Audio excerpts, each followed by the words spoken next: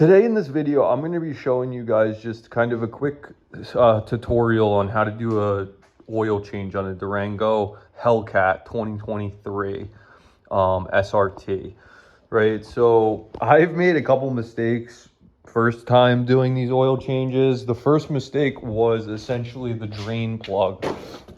So you're going to want to make sure that you get the proper drain plugs. For example, the drain plug that I bought right here, this is the wrong part number, right? So it has to be, which I'll show you guys the part number that it actually has to be. It's actually going to be 6507741AA. Which is really important because you're going to buy and do exactly what I did, is look up, try to find the part number, and then find out that essentially it's the wrong part number. And then you're going to have to, so that will definitely save you guys some headache. For oil, you need to use 0W40. I just use this Pennzoil because this is what was recommended. The SRT branded oil, I'd rather just stick with the SRT branded oil. That's kind of, I mean, I guess there's a couple other different brands, but for the most part, that's what I would recommend, right? So for now, what you're gonna want to do is, and this is what I've done to kind of make this as affordable as possible. These Rhino ramps here, like 90 bucks on Amazon. You just drive the car up on them. And the reason why, I'm not very a mechanical person, so like this was something I had to actually do some research into. Like, these are my first oil changes, and I'm like, obviously for a Hellcat, you're like, oh my God, I don't want to mess anything up. But it's actually pretty simple, right? So once you get the cars up, you also want wheel chocks on the back, right? To make sure that the car, you put your safety brake on and everything. Those are important. You also want to warm up your car for at least like 10 minutes. Make sure the oil's hot, it'll flow out smoother. One of these oil drain pans, it just collects the oil. This one I got on Amazon, it was like 30 bucks, 25 bucks, something like that. Some cardboard put down, right? So let me get my light here, right? So if you could see right there, that's essentially the drain plug, right? I already screwed it back in, but what you're gonna want to do is a good way to get it out, because it's gonna be really tough to get it out, especially if the dealer torqued that in there. So you're gonna want to push, and you need I believe a 14 or 13 millimeter socket on there. And you're going to want to push when you're unscrewing it, not pull, because you don't want to damage the threads. And also it's much easier when you're pushing. Right up above that, as you can see, that's the oil filter. So I can give you the part number for that too, so you guys, make sure that you're getting the right stuff, because I've already went through doing the research for it. So now, other than that, you let the oil obviously drain out in here. You unscrew the old one, the old filter. Once this drains out, it's going to take maybe 20 minutes to fully drain, until it's a very like a slow drip, right? Once that's out, you take the old oil filter out. You're going to want gloves. I recommend like these nitrile type gloves here, right? And then, like I said before, you're also going to need a torque wrench, right? This is for screwing it back in. You need to screw it to 25 pounds per feet for torque.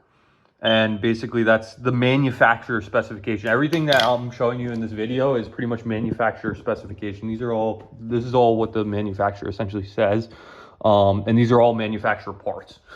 So once you do that, you get the oil filter right. We got the old oil filter in here. Now we're pretty much ready to add oil into the vehicle, and it takes around 8.3 quarts. Obviously you want to check. So let's add some oil in here. All right, so now once you've pretty much taken the old oil, everything's drained, right? You want to find your drain, your oil cap, right, on your engine. It's going to be next to your supercharger here. You're going to just want to unscrew that.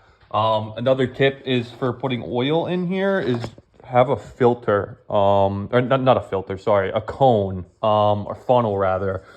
This will make the oil go in there. You could have a longer version. This is like $8 on Amazon. So I spent around 300 for everything: the torque wrench, the gloves, the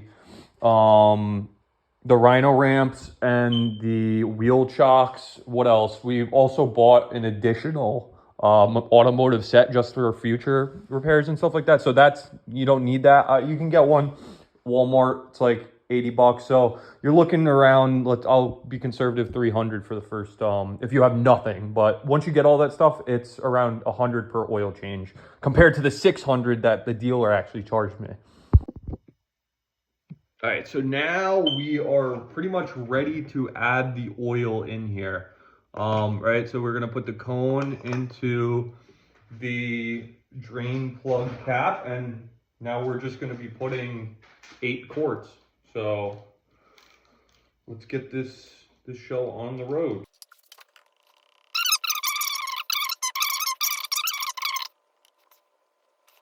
All right, so now that we've added 8 quarts, we're not done yet. It's the SRT Hellcat for the Durango version actually takes 8.3 quarts. I believe the regular Hellcats, the Chargers and the Challengers take, I don't mark my word on this, but I believe it's 7 quarts. But since the Durango has a bigger oil pan, so it takes additional oil. So, obviously we want to check the dipstick. Put 8 quarts in. Let's check the dipstick. Keep like a microfiber cloth on you here. And I will show you where the oil has to be in the dipstick, and to be able to kind of check and see if you're at the right level or not. So now basically what you would want to do is this line here, you want to have the oil in pretty much in the middle. So what you're going to do is, after you put the 8 quarts in, you check this, and it's going to be a little bit higher because the oil hasn't been dispensed yet into the oil pan, the oil cooler pan. So you need to start the car and essentially run it, for 2 minutes, 30 seconds to 2 minutes. Turn it off. Check the dipstick again, and then you're going to see the level essentially is going to be lower. And then at that point, then you want to start adding some more, a little bit more oil at a time, until you get into the middle of that section there. So let's start this puppy up. All right, now that we are back in, we're going to start it up, let it warm, pull and push the oil into the oil pan. So let's start her.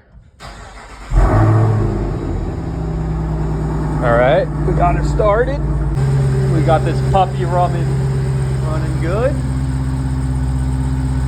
All right, let it run, let it push some oil in there.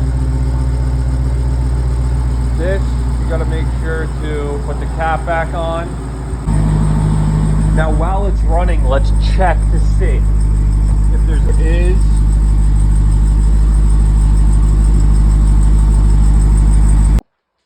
All right, guys, so yeah, now what you want to do, once you've checked for leaks, which I saw a couple dropped, not a couple, but I saw 2, but keep in mind that when you take the oil filter out, there's sometimes this leakage that comes from underneath here. So